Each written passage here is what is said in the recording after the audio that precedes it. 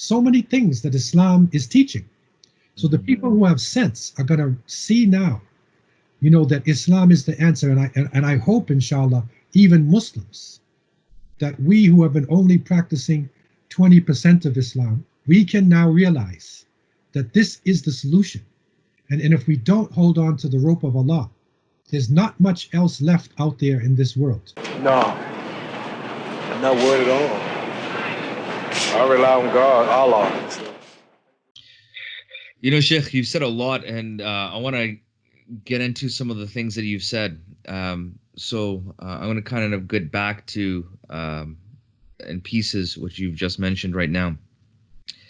Firstly, do you feel now, obviously, massive changes all across the world, and as you've mentioned, we as Muslims have been suffering for many, many years, decades prior to this. So is this some kind of equalizer? Do you feel that this is, because, for a lot of Muslims who are suffering, they're like, you can't come out of your homes? That's great. I don't have a home. Like for many Muslims, it's like, okay, you can't go to Vegas and gamble and drink alcohol. Okay, we don't do that. So it's like, do you feel this has become a great equalizer for a lot of people who are suffering? This is not that crazy to deal with. Like, crazy to deal with was on the heels of escape. You're getting bombs behind you. You're trying to grab your family. You don't know where family members are. Dealing with poverty. Like, if we look at, for example, even the economic situation in Lebanon just prior to this pandemic, it was an economic catastrophe. Like, no matter how much you had in the bank, the maximum you could withdraw is $100 a day. Like, there was a lot of places in the world, that were suffering. Obviously, there was, parts of the Khalij that they were trying to modernize, and they're starting to have concerts and open up, and that's stopped. So that was just a recent trend that they had, but historically they weren't necessarily like that, right? So do you feel that this has become like a great equalizer for the world? Because as Muslims, we've been dealing with this, and it's new for people in developing worlds. That's why they're talking about suicide rates. They're talking about depression. There was a German finance minister who committed suicide. I believe there was also somebody in the health department as well, that in one of the Western countries, they committed suicide just to be unable to deal with a lot of the stress. So are you finding this as some type of equalizer for people now? Yes, I believe that something very serious is happening. And I say this from the point of view of a person who's lived in different type of atmospheres. Like, I was born in Boston and Cambridge, and I lived in a housing project in between MIT, Massachusetts Institute of Technology, and Harvard University. Okay, so I grew up, and some of my tutors were actually from MIT and Harvard University. So I came in contact with some of the people who are actually, carrying out the deepest type of experiments and dealing with, knowledge on a different level. At the same time, I was living in the ghetto, and so I was on the streets, living the life of an African American. And Allah subhanahu wa ta'ala, helped me and gave me this experience, so that when I was drafted, to go to Vietnam, I refused. And I actually left the country and came to Canada. That's why I'm a Canadian now. So I was a war resistant. And so I made serious change in my life. And then I accepted Islam. And then shortly after that, I was in Medina. So now I'm living in Medina in 1973. There's only one tar road. I brought my family. We're living with Bedouins, learning Arabic, living in Medina, going to the sources, and then reading the sources, but having a background, of being with the highest level authorities and intellects within the Western society.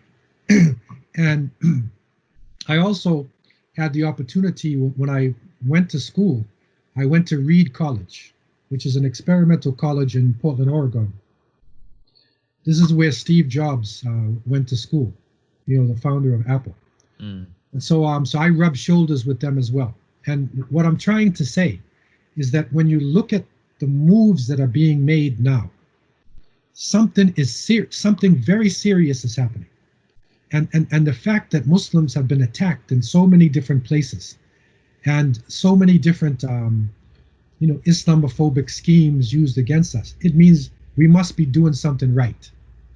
We used to say in the Black Revolution in America, because I was in the 60s, I was on the ground in the revolution. And, we used to say is that, if they attack you, you're doing something right. Mm-hmm. If they leave you alone, then, something's wrong. Right? So really what's happening is that it's becoming clearer and clearer to people who have sense and who Allah guides that Islam is the solution.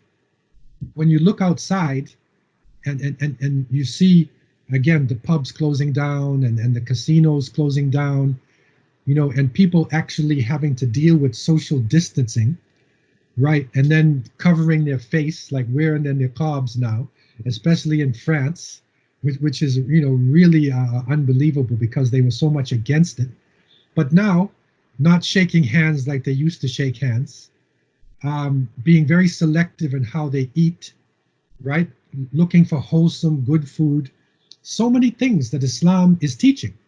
So the people who have sense are going to see now, that Islam is the answer. And I hope, inshallah, even Muslims, that we who have been only practicing 20% of Islam or 50% or cultural ritualistic Islam, we can now realize that this is the solution. And if we don't hold on to the rope of Allah, there's not much else left out there in this world, because things can change. Again, this recession comes in. Money can be useless with this so-called social engineering going on. Somebody's trying to force us apart so that we can't even look at each other and hug our children. And, something is going on in the background. And I'm not ascribing to any particular, theory. I'm not saying conspiracy theory. I don't believe in that word, because people use conspiracy theory in order to try to negate, options, alternative ways of looking at life. But what I'm saying is, what I think everybody recognizes now is that something very serious is going on around the world, and that Muslims and what Muslims have been doing, this is not the real problem. Because if you think that Islam, is the main terrorist, if you think that the biggest danger in the world, are Muslim, that's all gone now, right? COVID-19 is the boogeyman. That's the monster. Mm-hmm. The COVID-19. Okay, so now people are embracing Muslims. And even in Toronto, and we've seen it in other parts of the world, when Muslims call the adhan outside, the non-Muslims come and they listen to the adhan. And in Toronto, at the Medina Mosque, they actually brought their children out and let their children listen to the adhan.